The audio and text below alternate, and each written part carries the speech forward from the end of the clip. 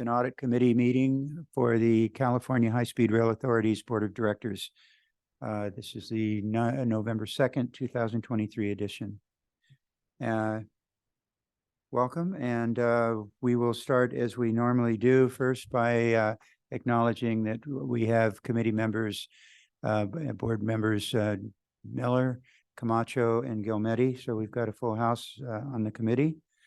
And with that, the meeting is called to order, and we will start as we normally do with public comment. So, Mr. Secretary, if you'll let the people from the public know how they can address us.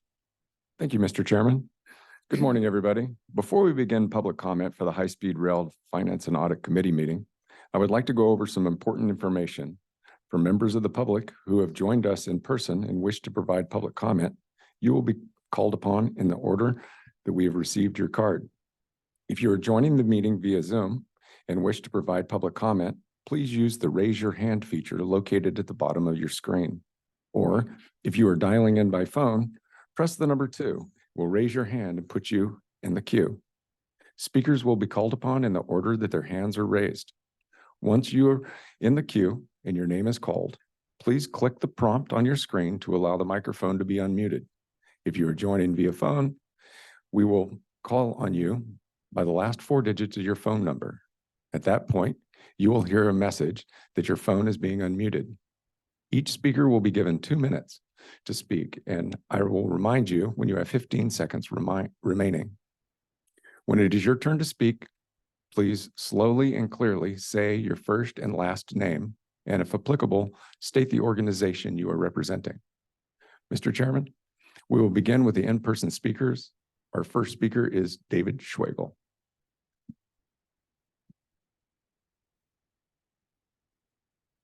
Good morning, Mr. Schwegel. Good morning. My name is David Schwegel. I'm a contributing writer to the Institute of Transportation Engineers, Southern California section. And I was going through the U.S. High-Speed Rail Association website yesterday, and I've noticed that they have a conference coming up May 14th and 15th at the Sidley Austin Conference Center in Washington, D.C. Hopefully I will see many of you there. And my shirt, by the way, says 2020, my 50th birthday, the year that I was quarantined. Thanks a lot. Thank you, Mr. Schwegel. Thank you. At this time, we don't have any additional in-person speakers. We'll move to the Zoom meeting. Once again, Mr. Chair, we will now move to the Zoom participants. If you are joining the meeting via Zoom and wish to provide public comment, please use the raise your hand feature located at the bottom of your screen. Or if you are dialing in by phone, pressing the number 2 will raise your hand and put you into the queue. Speakers will be called upon in the order that their hands are raised. Once you are in the queue and your name is called, please click the prompt on the bottom of your screen to allow your microphone to be unmuted. If you are joining by phone, we will be called upon you on your last 4 digits of your phone number. At this point, you will hear a message that your phone is being unmuted. Each speaker will be given 2 minutes to speak, and I will remind you 15 seconds remaining. When it is your turn to speak, please slowly and clearly say your first and last name, and if applicable, the organization you represent. Our first speaker will be Roland. Good morning, Roland. Good morning. Yes, can you hear me now? Yes, thank you. Welcome. Okay, good morning. And thank you for the opportunity, and happy birthday to Mr. Schwegel. I would like to once again refer you to slide 6 of the Central Valley report, which shows the contingency drawdown over the last year. As you may recall, I alerted the board last year that the $4 billion contingency, which was 20% at the time, allocated to the project was about to be depleted. And you responded by increasing contingency by 50% for a total of $6 billion. So with a balance of $2.488 billion as of last November. Fast forward 12 months, and contingency is now down to $1.275 billion, meaning that we drew $1.2 billion in contingency in the last year alone. This is not sustainable, because if you do the math of where we are with the project right now at I think $1.1 billion, we've expended in excess of $5 billion in contingency, which is 50%. That needs to be addressed. Thank you. That needs to be addressed. And quite frankly, I think the time has come to refer the matter to the Inspector General. Thank you. Thank you, Mr. Lebon.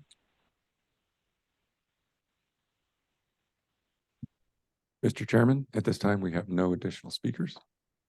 Thank you, Mr. Secretary. So, ladies and gentlemen, we'll move forward with our agenda. This morning, item number 1 is the approval of our August 24th minutes. Are there any changes or comments from committee members? If not, do we have a motion for approval? Director Camacho and our committee member Camacho and committee member Gilmetti, all in favor? Objections? Passed unanimously. Thank you. We'll now move on to agenda item number 2, our executive summary. Our CFO, Brian Annis. Good morning, Brian. Good morning, Mr. Chair and board members. Going to be briefing off the PowerPoint. And next slide, please. So we start as always with our accounts payable and disputes report. Fairly similar month over month information there. No late payments were made in the month of August, and we're well over 6 years without a late payment. Going to the bottom half of the page, the cash management report. We reported a cash balance of about $3 billion at the end of August. That being comprised primarily of $482 million of Prop 1A cash and about almost $2.6 billion of cap and trade. Just noticing the month over month change. We are primarily spending out of Prop 1A now for all the work in the Central Valley, continuing to use cap and trade for the completion of the environmental work and any other activities that are outside the Central Valley or program-wide activities.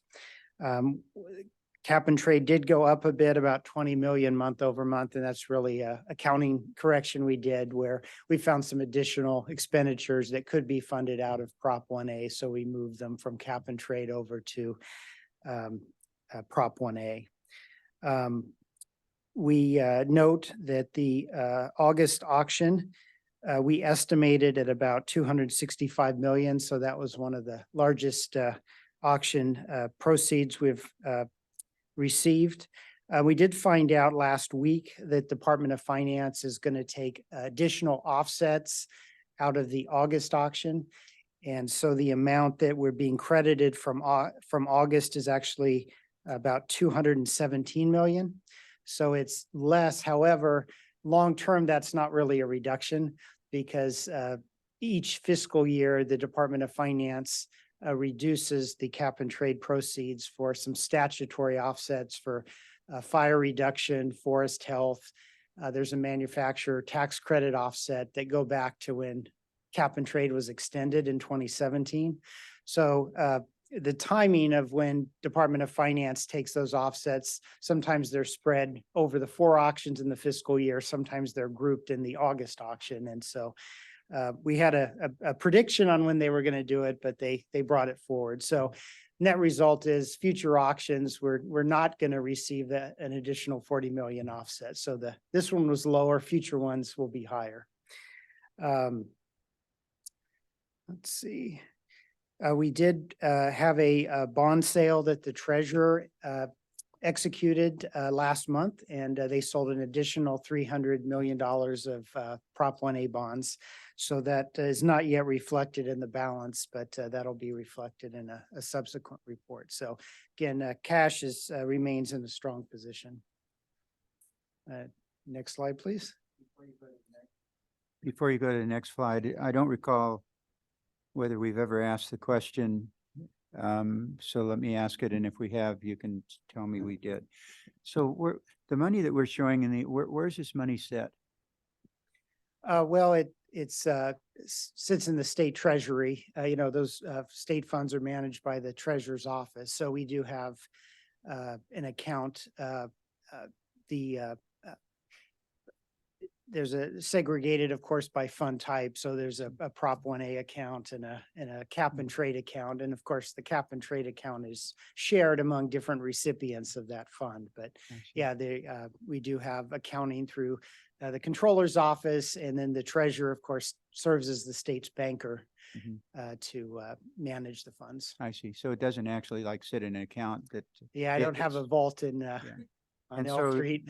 So it's not sitting in some sort of an interest-bearing account that it is? Well, yeah, so the treasurer, that is responsibility of the treasurer's office. So state funds do earn I think they call it SMIF. It's a relatively low earning rate, safe investments. At times it's about 1%. We generally don't receive a benefit from that. The Prop 1A is kind of capped at the amount the voters approved of about $9 billion for the project specifically. And so to the extent we earn interest, they will sell a bit fewer bonds in the future. I see. So that's how that works on that side. And then cap and trade, that interest flows into the overall fund. And yeah, unfortunately, we don't benefit from that either, but the state does receive some interest earnings. Okay. I was afraid you were going to say that. Never At hurts to ask. 1%, it's really like closer to 4% that's available out there in the marketplace. So I was just wondering. Yeah, and I should say, that's a number that I remember from years back, so it may be Okay. higher Okay. now because of markets. Thank you, Brian. So next, let's see here. I believe the next slide is slide 3. There we go. Administrative budget. Noting here our monthly expenditures on state operations were 6.5 million, up about $1 million from last month, primarily to some one-time information technology expenditures. So some of our expenditures are maybe once a year we buy some equipment, things like that. So it's a bit higher there. Vacancy rates were about the same. We are now lower than the statewide vacancy average at about 17%, but I believe that's fallen further. I think we're around 15% now. So we continue to bring that down, and certainly won't stop trying to bring it down lower, but we are better than average on that score. Next slide. So our capital outlay expenditures for August were above average. We had about 206 million of expenditures. Couple of the primary drivers were in the design build contract area. Altogether, the 3 design build contracts totaled 184 million. CP1 was 67.1 million. That was higher due to a couple things. They had a higher than usual utility related billing for utility relocations. That was about 20 million.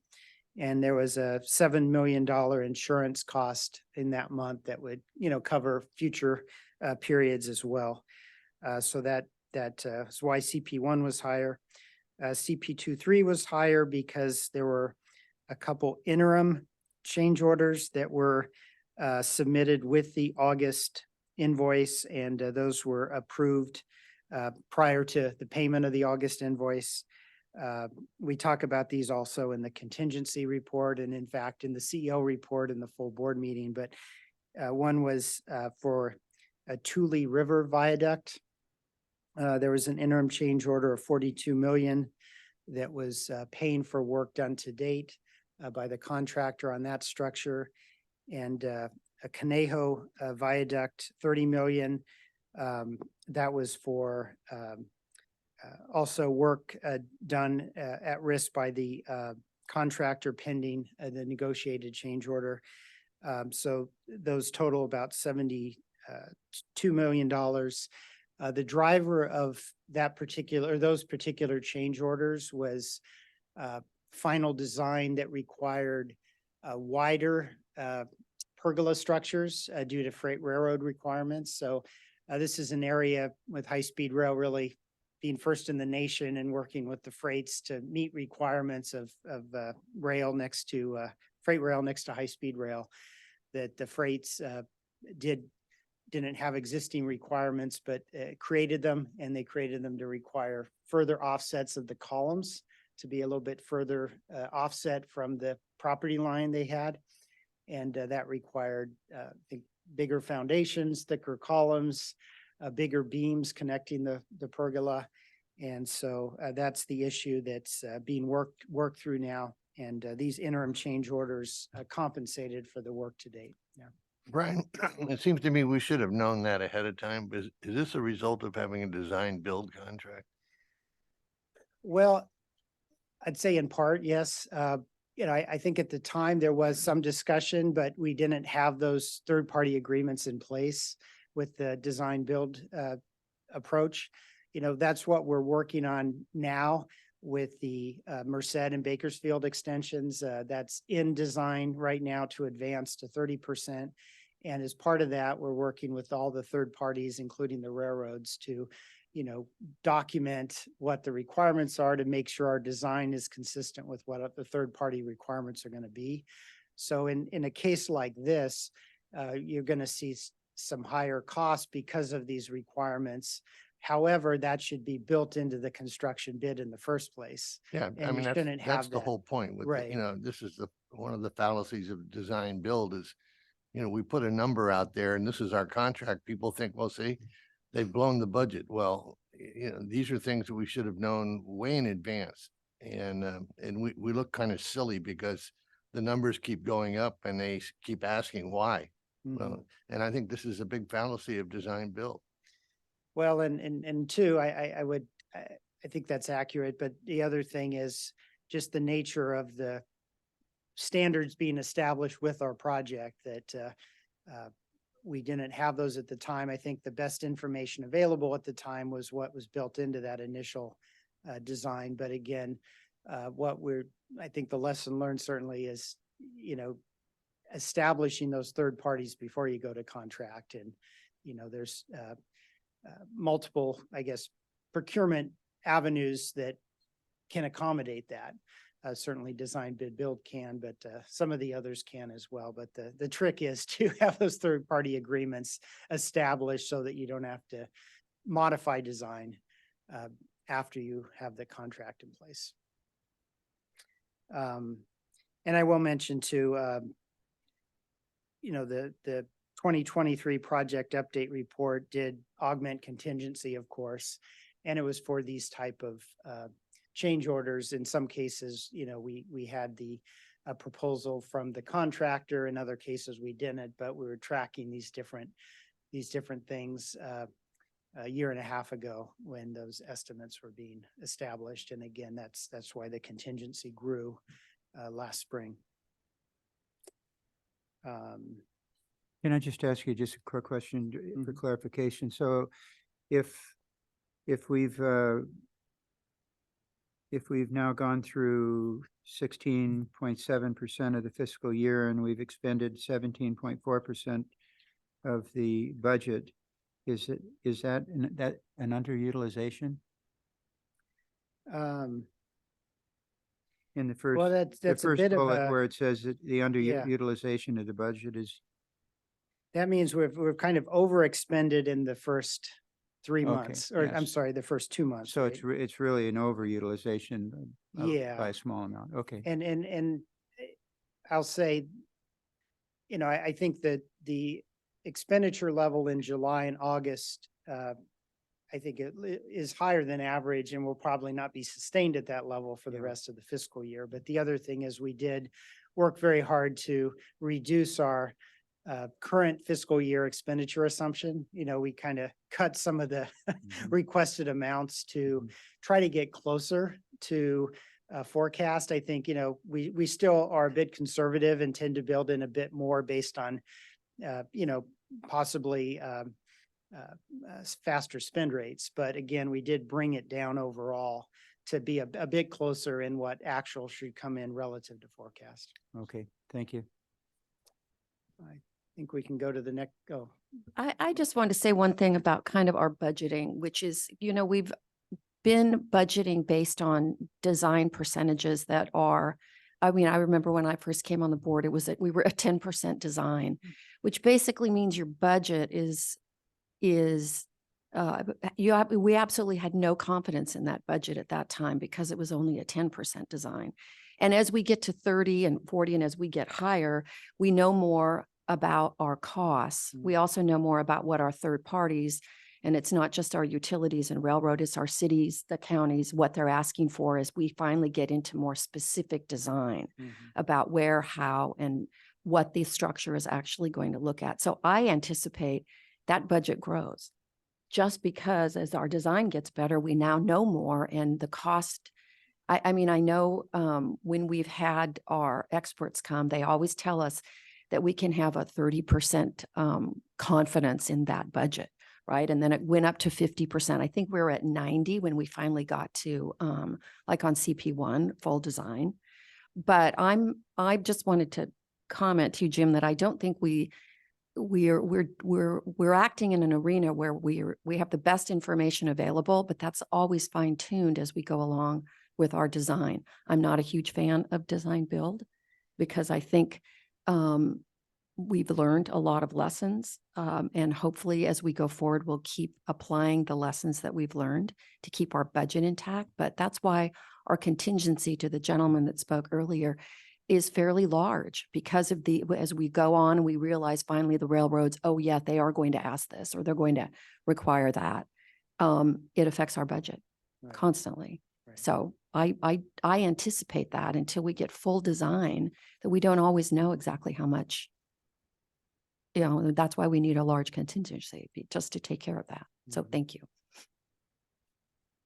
Thank you. Go ahead, Mr. Ennis. okay. I believe we can go to the next page. So we report here at the top our total expenditures on the project since 2006, right now around $11.5 billion with different categories displayed there. At the bottom, we display our federal grants. The good news is we did, since the last board meeting, receive a additional federal grant award. And that's not in the table because it occurred after the reporting period, but in the last footnote, we mentioned that we've been awarded a Consolidated Rail Infrastructure and Safety Improvements, or CRISI grant. It was about $202 million to do the grade separations that are needed in the city of Shafter, just south of our current construction end at Poplar Avenue. So this is a big award for us. It was actually the largest federal award in that program this year. And again, 6 grade separations in the town. And it's also, of course, the first federal funding to expand construction outside the 119-mile segment. So kind of their endorsement, I think, of our Merced to Bakersfield approach as it helps us further that. We do have, I'll report in a few more slides. We do have other grant applications outstanding. So let me save that detail until I get to that slide. But very good news on the CRISI grant. Next slide, please. So our contracts and expenditure report, fairly similar month over month in terms of total value of contracts. Same number month over month for overall small business utilization rate at the bottom of the table. I just wanted to direct your attention to the third from the bottom bullet that provides a bit more information to Director Camacho's comment last board meeting about the professional services contracts. So we do break it down in that bullet that our 3 big construction contracts have a utilization rate about 23%. All the other contracts, the professional services contracts, come in about 28.2%. Of course, most of the expenditures are in the area of the design build contracts. So when you take the overall average, it's closer to the construction contract amount. And that's how we get that 23.4%. Real quick question, we're talking mostly about CP 1 through 4, correct? Correct. What For about the construction. PDS contract? Are we not taking advantage of or using the goals that we set to apply to the PDS? And if we aren't, that could help raise our percentage of utilization. Yeah, I believe the professional service number of 28.2% includes the PDS contract. Professional services can be part of the PDS, but also can be part of CPs as well. Yeah, with the exception of the design build contracts. Okay.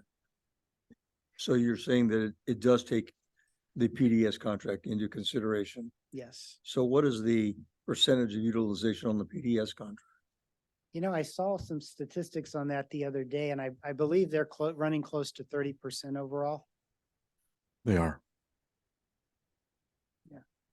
Thank you. Next slide, please. So this is our contingency reporting page. At the top half of the top table, we report in two categories, change orders executed that were each under 25 million, and those sum to 33 million across the three construction packages. Those are listed individually in the Central Valley status report. We also report then contingency use where the issue was over 25 million. And so that's further detailed on the bottom of the page in that table.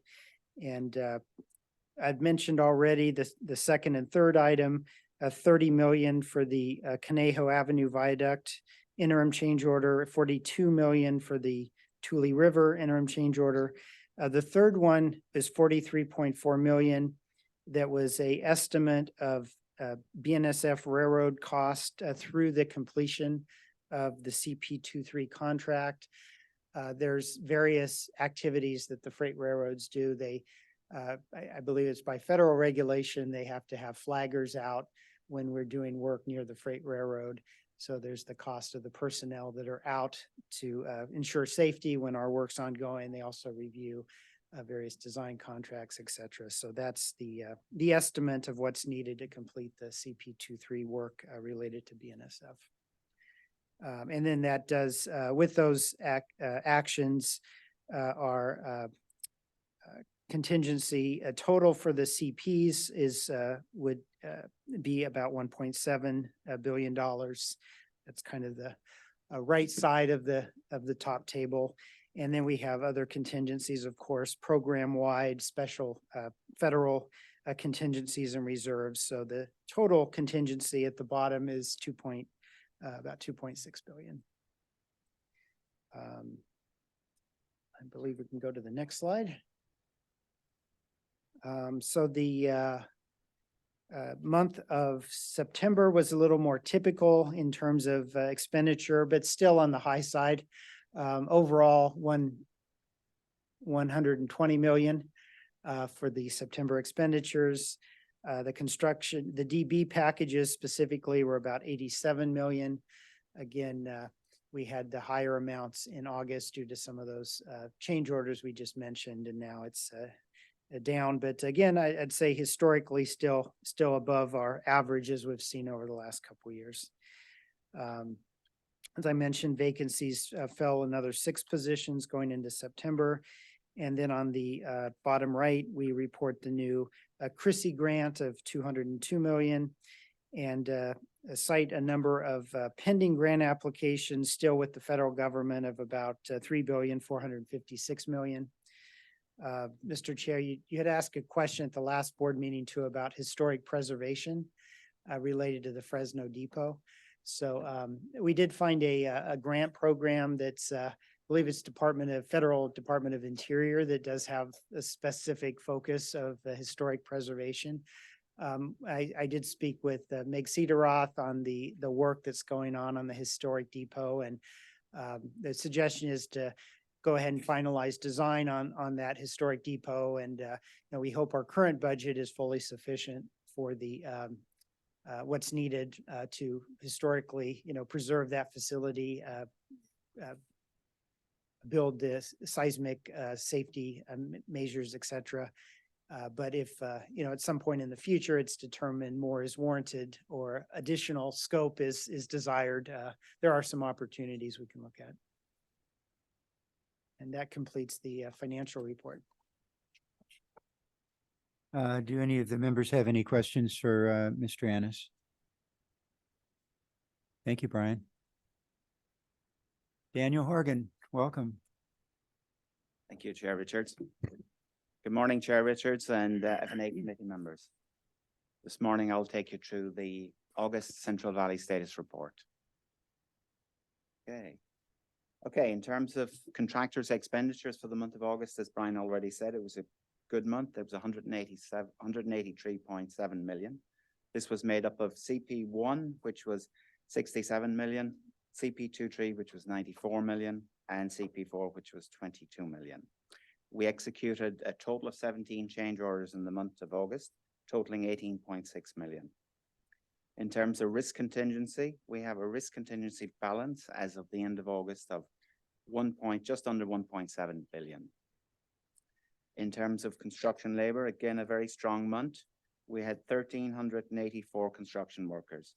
That was an increase of 15 from the previous month. Next slide, please. Okay, in terms of structures, we have 71 structures either complete or underway. There's 32 underway and 43 completed. We did add one new structure to construction. That was in Fresno. So Central Avenue is now under construction as well. In terms of guideway, we've got 91 miles of guideway, either complete or in construction. That's 38 that are underway, 53 that are complete out of a total of 119 miles. That's 76%. Okay, utility relocations. Utility relocations. Now we have 1,112 utilities fully relocated. We have another 387 utilities in the process of being relocated. That brings up a total of 82% of utilities either relocated or in the process of being relocated. In the month of August, we relocated 21 utilities. And as we all know, to relocate a utility, a sequence of activities must be completed. These activities include environmental clearance, executed third-party agreements, design approval, construction work plans, pre-construction walkthroughs, acquisition of real property and or land conveyance rights. Okay, in terms of right-of-way, we are closing out right-of-way delivery to the design build contractors. We now have 2,242 parcels of land delivered out of a total of 2,296. In the month of August, we delivered a further 10 parcels to the design build contractors. Okay, next slide, please. Now, Daniel, let me, before you go to the next slide. Of course. Under utility relocations, we have 1,112 in progress. And we're working on 300 or in progress, we have 389 of them. Where are those located? Are those, which of the CPs is that located in? So they're located in all the packages, but a Where are the significant majority of number in them? CP1. For example, I will tell you on the flash report that we did 48 utility relocations in the month of September. They were AT&T relocations.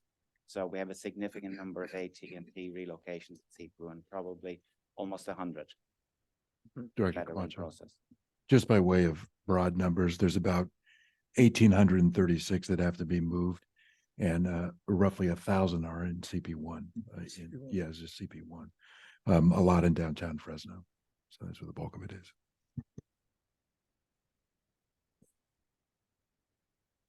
Okay, in terms of environmental clearance, we're still advancing, making good progress with the Palmdale to Burbank.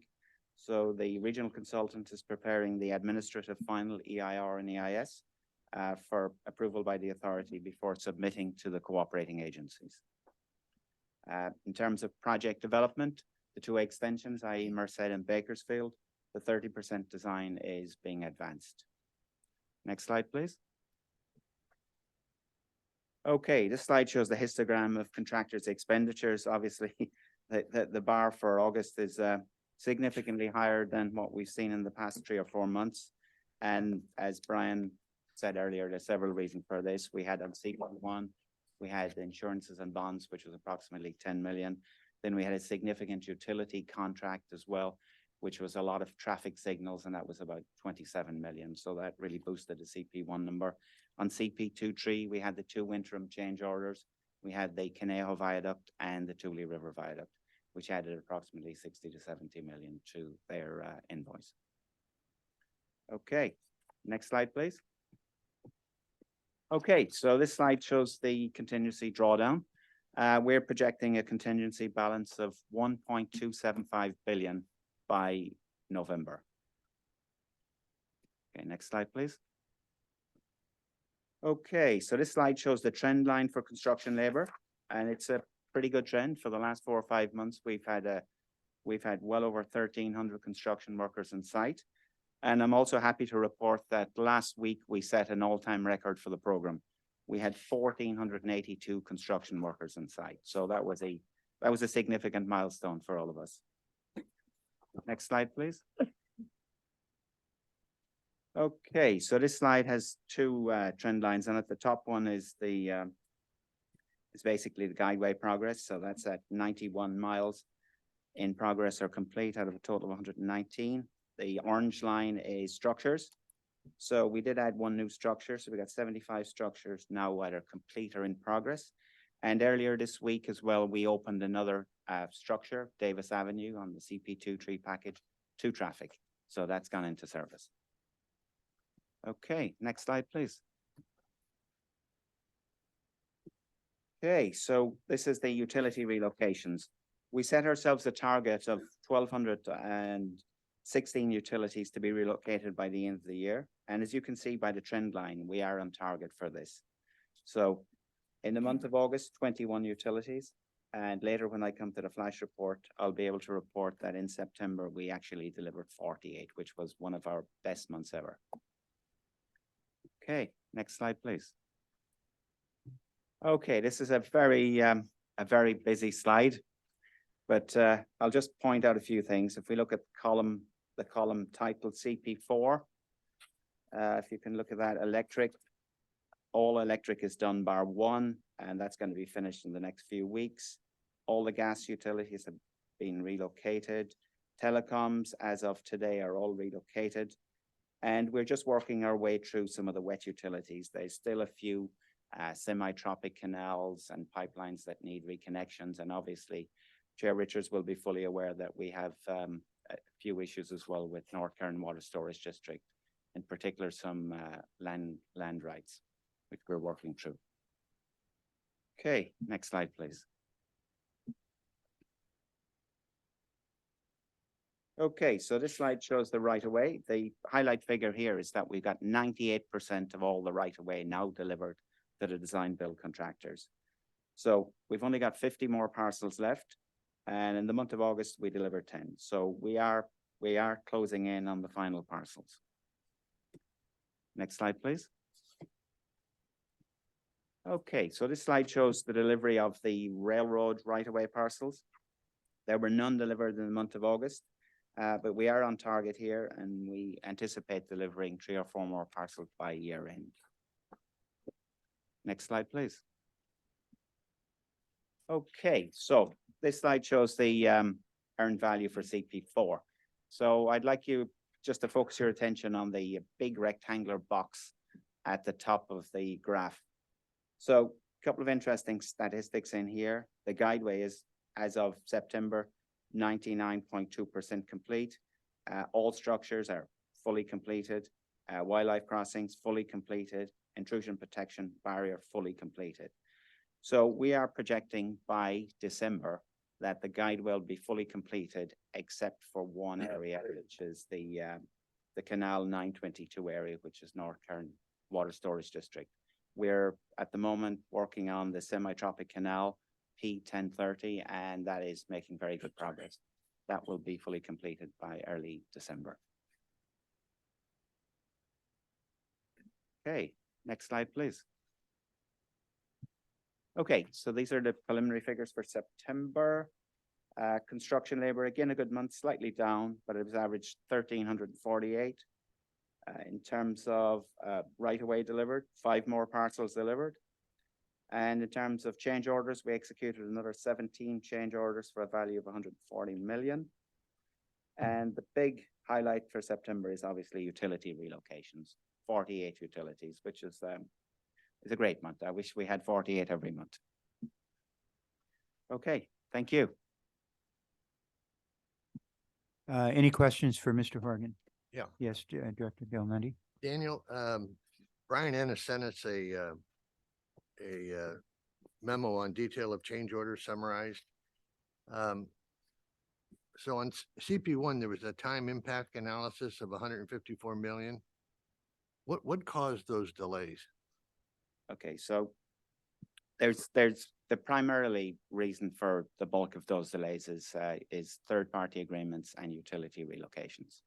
So we haven't been able to move the utilities fast enough to enable the contractor to reach his production targets.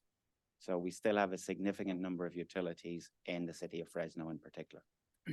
And delay getting them, we couldn't identify where they were? No, we've identified them, but it's all the activities that you need to put in place to move the utilities. So that's the environmental clearance, land rights, conveyance rights, design approvals, and then making sure that the PG&E and AT&T nominated contractors have the available resources to undertake the work. So in the Central Valley, there's sort of a maximum number of utilities you can relocate at any one time. And we are using up a significant proportion of the resources of the PG&E nominated contractors and similarly with AT&T. I guess I'm trying to drill down on, did we know these in advance? Is this a problem of design build again? You know, in simple terms, yes. Okay, and then there was an escalation cost adjustment for CP1. Are escalation clauses always part of our contracts? No, so we wouldn't have to invoke any escalation if the contract was finished on time. But the problem is the cost of materials have gone up significantly in the recent past. So if the contractor anticipated completing the works by 2021, and now it's going to be 2025, well, then the cost of materials has changed significantly. As we all know, we can feel that every time we buy anything at the moment. So historically, we were running maybe 2-3%, but now escalation is running in the building industry 7-8%. So you're saying there really is an escalation clause in our contract? Yes. Okay, then CP2 and 3, interim time extensions for 48 million. Is that in the contract or? And what caused these delays? Similar reasons on CP2-3. We still have a significant number of electric transmission lines to relocate. In fact, we've got 7 major transmissions to relocate. There are also some other issues with getting access to property in some cases. And we've obviously had an impact from the flooding as well with the irrigation districts. Okay. Go ahead. I just, with respect to both 1 and the 2, 3, I think what you're seeing is the legacy that we've been working with from getting into construction before right-of-way and utilities are in hand. The good news is, as we report to this board every month, we're coming to the end of that issue. We're 98% of the right-of-way in hand. That will complete very soon. And as you see, 81% of those utilities are now moved. But you know, the sequence that was out of sequence from the initial get-go on this is what we're playing catch up on, and we're coming to the end of that time. So the good news also is as we go forward and we look at the construction contracts in front of us, the right-of-way and the utility relocations will be done before we get into construction, and that will reduce a lot of this risk. I hope so. Yeah. Any other questions for Mr. Horgan? Thank you, Director Gelmendi. Thank you, Daniel, very much. Okay, thank you. That completes our agenda for today. Do any of the committee members have any comments or anything you'd like to raise right now? Seeing none, then ladies and gentlemen, that concludes the Finance and Audit Committee meeting for today, November the 2nd. Please join us at 10:30 this morning for our board meeting. With that, the Finance and Audit Committee is adjourned. Thank you.